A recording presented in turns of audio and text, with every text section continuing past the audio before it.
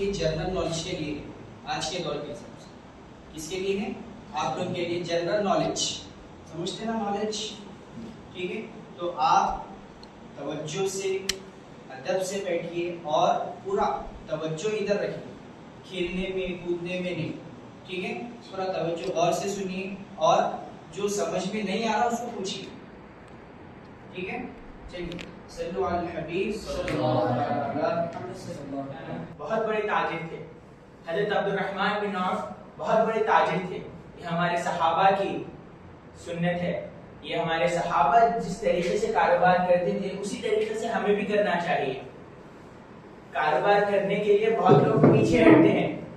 Entrepreneurship is not something which we should be scared of. We should tackle it and move forward. And the best way to start it is at this age, the age which you all are in. आप इस उम्र में हैं, इसी उम्र में अगर आप तिजारत करना करेंगे तो इसका इतना फायदा है आप समझ नहीं सकते। अगर कोई शख्स है जो 30 साल का है, if he is 45 years old, he won't have that much time to experiment among himself. He don't have that much time to implement what he is trying to build. But the age which you all are in, this age is the best age to start a business, to pursue entrepreneurship as a career. अब जिस तरीके से इस as में आप problems को face करते हैं, उसका छोटा सा छोटा सोल्यूशन अगर आप निकालेंगे, एंटरप्रेन्योरशिप कुछ ऐसा नहीं है जब लोग इसको गलत समझते हैं। They misunderstood it as you should create big companies, you should have a lot of investment to start, you should have a lot of cash flow. That everything is just a myth. That is not necessary. बड़ी companies बनाना इंशाल्लाह बनाएंगे, फिर वो जरूरी नहीं है। बहुत सारा पैसा होना कारोबार करने के लिए वो जरूरी नहीं है। आप एक छोटी सी प्रॉब्लम देखिए, उस प्रॉब्लम का एक छोटा सोल्यूशन निकालिए, वो भी एंटरप्रेन्योरशिप है। एंटरप्रेन्योरशिप का मायना ही ये है कि प्रॉब्लम देखिए, प्रॉब्लम को सॉल्व करे। एक बिजनेसमैन की यही पहचान होती है कि जब वो एक परेशानी को देखता है, दूसरे लोग परेशानी को देखकर उससे पीछे हटने की कोशिश करते। एक बिजनेसमैन वो होता है जो उस परेशानी का हल निकालता है और उस हल से पैसा बनाता है। अगर कोई शख्स है, एक रास्ता था, रास्ते में पुल बनाने की जरूरत थी, पुल टूट गया, सभी लोग वो पुल का रास्ता छोड़कर घूम कर जाएंगे। लेकिन अगर एक बिजनेसमैन है, एक इनोवेटर है, जिसके पास ये स्किल है कि वो प्रॉब्लम्स को ग्रास्प कर सकता है और उसका सलूशन निकाल सकता है, कुछ इनोवेट कर सकता है, तो वहां पर वो पुल बनाएगा और आने जाने के लिए 5 रुपए 10 रुपए चार्ज करेगा।